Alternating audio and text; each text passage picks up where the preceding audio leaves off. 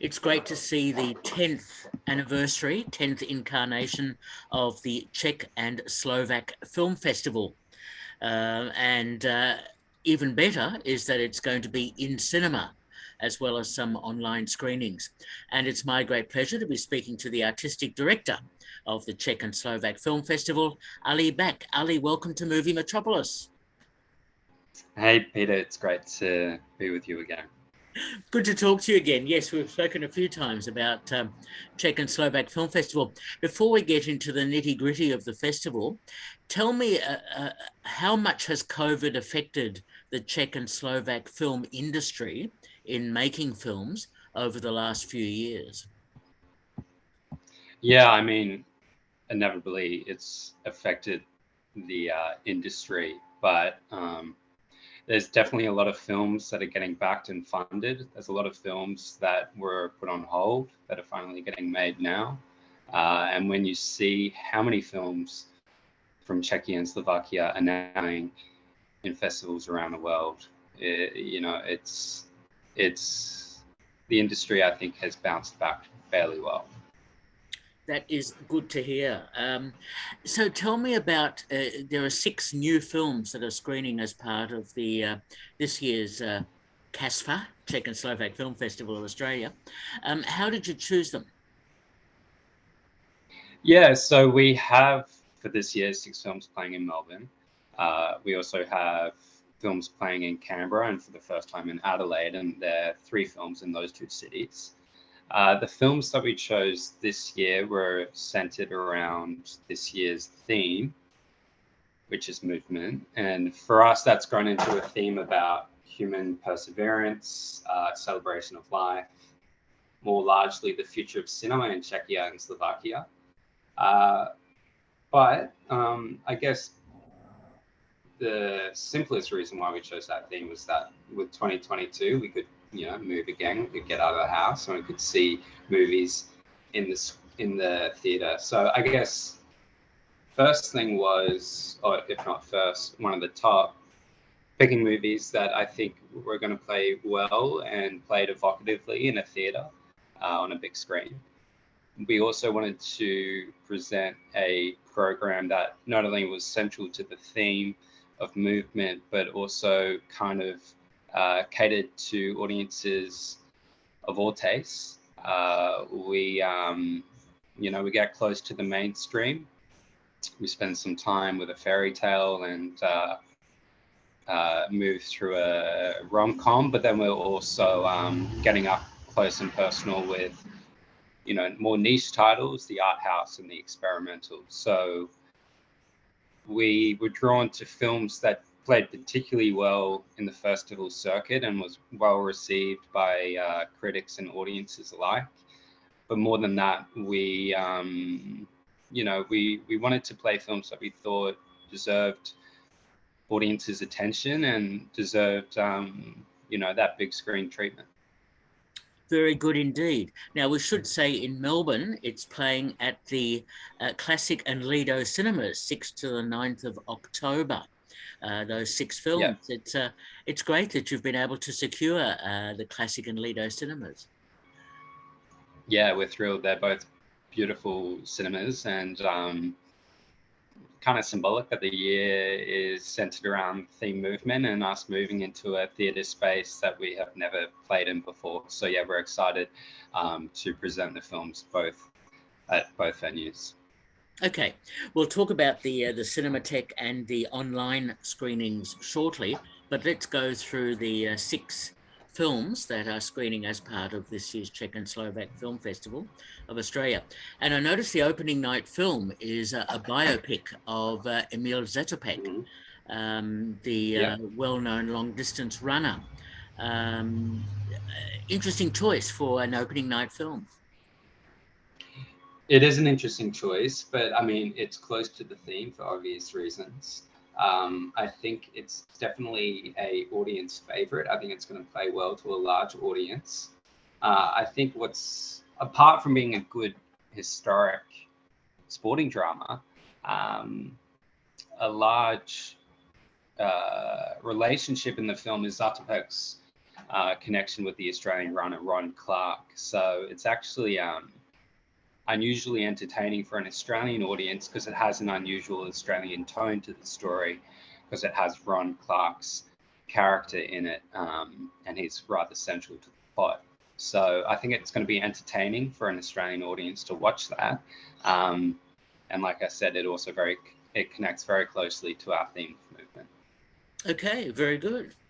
Now, a couple of films I have already looked at.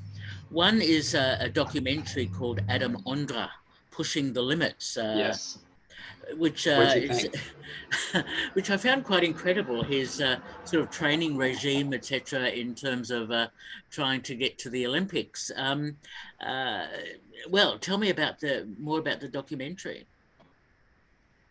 Yeah, well, we found that it was, even though it's another sporting film like Zatopek, it is very different. It's more observational in its approach, and obviously a documentary. But unlike Zatopek, it's rather troubling and surreal and unusual, yet entertaining. And you just kind of see a glimpse into Ondra's day-to-day life, and leading up to the Olympics 2020. So a lot of training, a lot of climbing on rocks. But it's for a rock climbing documentary, it's carefully constructed, and it's surprisingly meaningful. So I'm particularly excited to see that on the big screen, and I'm also keen to see and hear what audiences' reactions are to it as well. Yes. I remember there was another film, I think a couple of years ago, about a rock climber or mountain climber, and yes, the cinematography for these sorts of films is quite incredible. Yes, yeah. Okay. Now, another documentary, which seemed to be a bit more experimental and quite bizarre at times, is CaSFFA Code. CaSFFA Code, the musician, composer, communist who was ostracized by the Czech government. A very interesting choice, I thought, because the musical form and so on is very unusual. It's there's nothing like it in the program. It's definitely probably our most niche title, but we just found it totally captivating and inventive in its approach. Worth noting, Eleanor, the previous artistic director, that was her favorite film from this year's program. We just were mesmerized by the use of the archival material, the home videos, the photographs, the letters, and the way that his story is told chronologically with a choir who's singing and narrating the story in this sort of operatic style. So it's really an experience like no other. And it's with the state of the audio in the theater, I think it's really going to just wash over audiences, and I hope it's one to remember.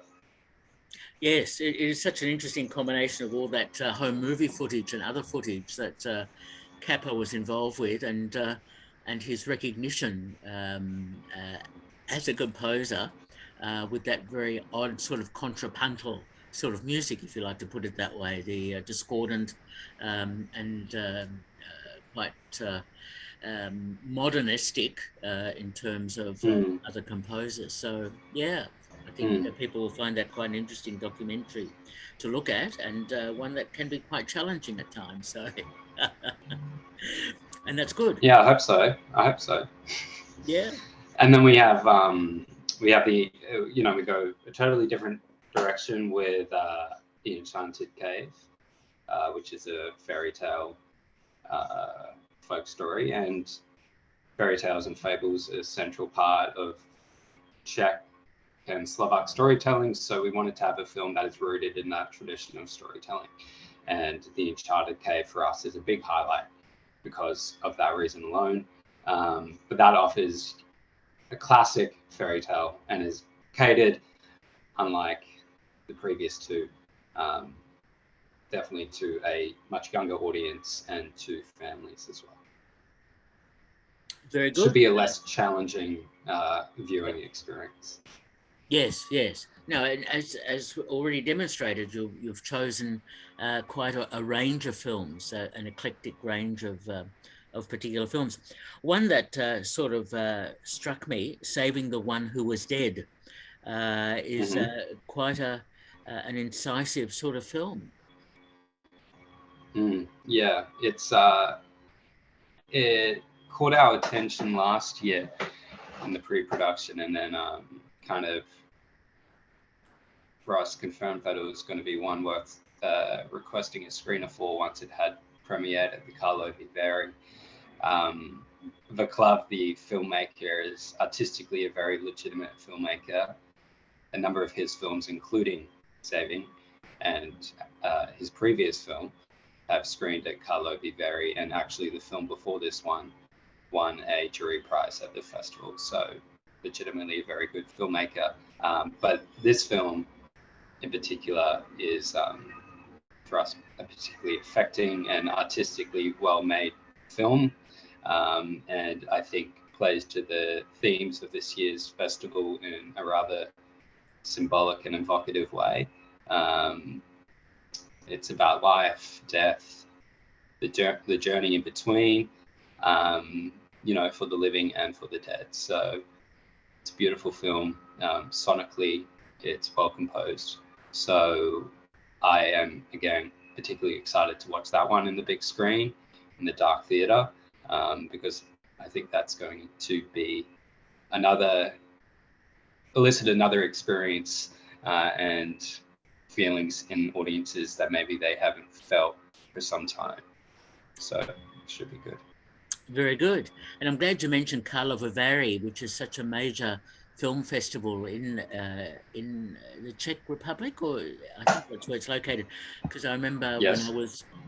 when I was on juries at Munich Film Festival, that Munich and Carlo Viveri would sometimes share particular films, etc. So, and of course, film festival is such a major showcase, as is CaSFFA, for seeing films that you wouldn't normally see any other way.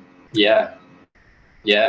I don't know if I mentioned, but every film that we're playing at the festival in cinema is the Australian premiere. So it's exciting to move all of these wonderful films from a European audience to an Australian audience. Yeah. Absolutely, and that's so important to as I said, to see films that we wouldn't normally see any other way.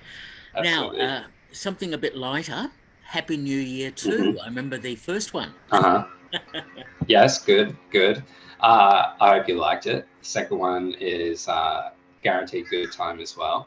So that's our closing night film in all three cities. Zatopek is our opening night movie in all three cities as well. And that's obviously, if you've seen the first one, a sequel to Happy New Year. That movie moves us out of the historical fables and the niche titles to a holiday rom-com set on the Croatian seaside. It just happens to be a good feel-good movie, which I think people are naturally drawn to these days for obvious reasons. It's a lot of fun. Promises to probably be a little bit more fun, or a little bit funner, with a glass of wine in your hand, which is why we've picked it for our closing night film, because it hopefully is going to guarantee us a good time. I'm sure it will. The first one was quite enjoyable, so I'm sure audiences will enjoy this sequel. So they're the 6 Australian premieres that are screening at the Lido Cinemas at the as part of CaSFFA this year. And by the way, the website is CaSFFA, CaSFFA.com.au for more information. So in Melbourne, it's 6th to 9th of October, Canberra, 14th, Correct. 16th of October, and Adelaide, yes, 4th and 6th of November. As you said, it's that's right. Nice to be in Adelaide for the first time. Yeah, it's wonderful, and it's great to be expanding, especially when we're dealing with a theme like movement, and significant because it's the 10th year. But in Adelaide and Canberra, it's the 3 film program, which, although it's shorter than Melbourne, we're trying to cater to audiences of all tastes. You've got the Zatopek, which is the stirring sports drama. You've got the Happy New Year 2, which is the feel-good rom-com. And then you have Saving One Who Was Dead nestled in between, which is the contemplative, art house. So hopefully, no matter your taste, even though it's a small program, it's catering to a wide audience. Yes. Well, I'm very familiar with the Arc Cinema, which is part of the National Film and Sound Archive, and it's an excellent cinema in Canberra. Yeah. Yeah, we're thrilled, and we're playing at the Regal Theatre in Adelaide as well, which is beautiful too. Now, we should mention on the 5th and the 12th of October, there are some screenings of some classic Czech films at the Melbourne Cinematheque at Acme. Can you say a bit more about those?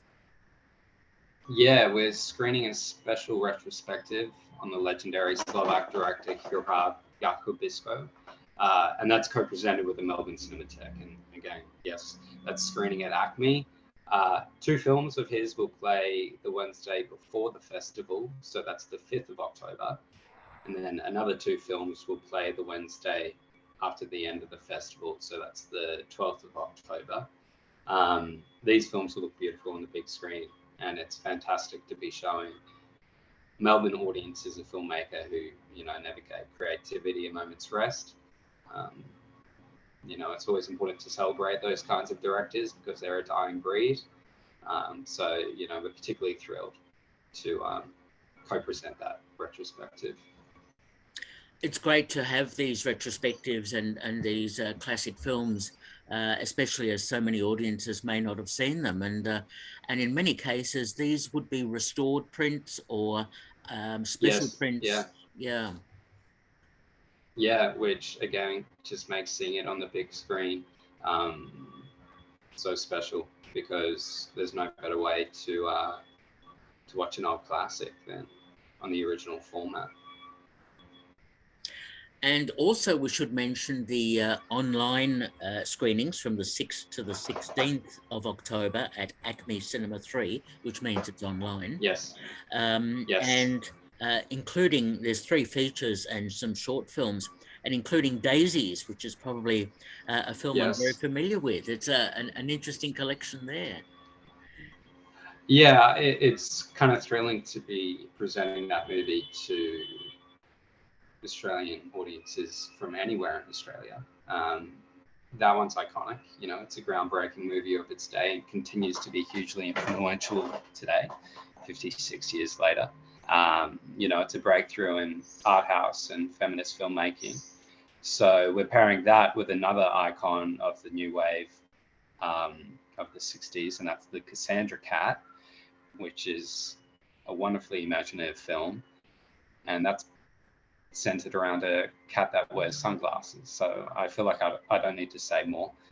They're both hugely original and iconic films of that era that continues to influence cinema today. So the fact that we're playing 2 recent restorations is especially exciting because although they're old, or old to some, they look very new. And the fact that we're bringing those 2 films to Australian audiences from anywhere in the country is also particularly exciting.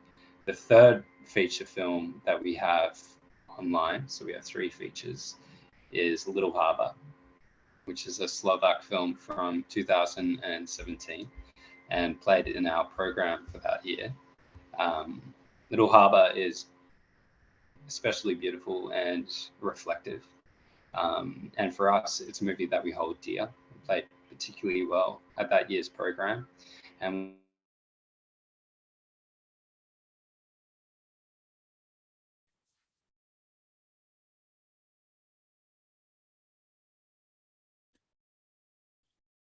now, just frozen screen at the moment, so we're having some internet issues.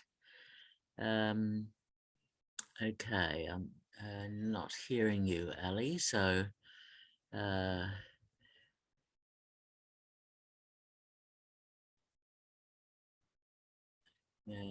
just see if you can come back.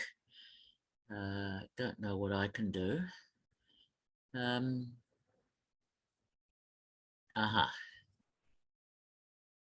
Just reconnecting. The internet is just wonderful. Peter, I think, did I drop out? Yes, you did. You did. You were just starting to talk about Little Harbour and then you froze. Oh, no. Okay. So back to Little Harbour. Yep. Back to Little Harbour. Played in our 2017 program. Especially beautiful, reflective film, Slovakian film, and played particularly well at that year's program. And for this year, for the 10th edition, we did want to look back and honour the festival from the past. And by doing that, we've decided to play this film again because we think it deserves attention, whether it's for the first time or for the second time. It's a beautiful movie to watch. And then lastly, we have the short films. We have 3 short films in this year's program, and they've been stitched together online for a short film program. And that play not only to the heart and soul of this year's theme, but I think also show off the brilliance of animation from Czechia and Slovakian cinema. So we're particularly thrilled to be presenting those 3 as well. And each of those 3 films, the short films, play with a feature film for the on-screen, for the in-screen screenings too. Excellent. All right. Such a rich program. And it's great in particular to see some of the films from the 60s being shown. That was a rich period for Czechoslovakian cinema at that time. And of course, with Miloš Forman and so many other filmmakers who were grounded in 60s filmmaking at that time, Jan Svankmajer and Jan Kanal and so many others. So great to see. Two films from that era is too little. If we could make it a 10-film program, we certainly will, but we certainly would. But yeah, the 2 heavy hitters from the time, so. Perfectly fine. So if people go online, is that the best way for them to get tickets for the festival? Yeah, so if you go on CaSFFA.com.au, or you could access it via our Instagram or our social media accounts, that's where you'll be able to buy tickets for the in-person screenings. So in-cinema sessions are $20 for a general admission, $15 for a concession ticket. The opening night is $30. That includes a drink upon arrival and nibbles. And then tickets for online are only $5. But there's also an option to buy a festival bundle online, which is $15. And that gives you access to the 3 feature films, as well as the shorts program. Excellent. And that's this year's Czech and Slovak Film Festival of Australia. And Ali, just before I let you go, yes, have you seen anything else of late, apart from what's in your festival, that you can recommend? Yeah. 2 days ago, I saw Moon Age Daydream for the first time, and it was a small cinema, and I was bugged about not being able to see it at the IMAX screenings a few weeks ago. But I sat in the second row from the screen, and it was a great time. I loved it. I'll probably try and see it again. And a few weeks before that, I saw Claire Denis' Both Sides of the Blade, and I also thought that was very good. In fact, I thought it was much better than Stars at Noon, maybe because the performances I thought were much stronger. But those are the 2 picks of mine that I've seen in theatre in the last month that I've especially liked. How about yourself?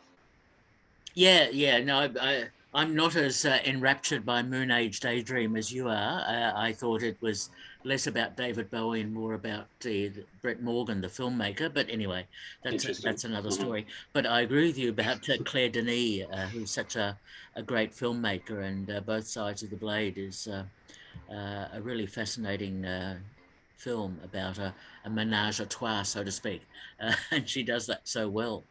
So She yeah, does. no, there's a lot of good films. I mean, there's so much happening at the moment in cinemas, which is great to see, and audiences are coming back, which is even better. Yeah. And hopefully, of course, there'll be many of them will be at CaSFFA this year. Yeah. Fingers crossed. Fingers crossed. Well, good luck with the festival. Looking forward to it, and I should declare an interest. Also, this year I'm one of the judges of the new film. So, although we'd still be doing Yeah. this interview no matter what. Well, I'm particularly excited to hear your reviews, Peter, and we're thrilled to have you on board. Glad to be part of it. I always like being part of film festivals. We've been speaking to Ali Bak, who is the artistic director of the Czech and Slovak Film Festival of Australia in Melbourne from the 6th to the 9th of October at the Classic and Lido cinemas. Ali, thanks so much for talking with me. Thank you, Peter. Thank Okay, all the best. you very Bye-bye. much.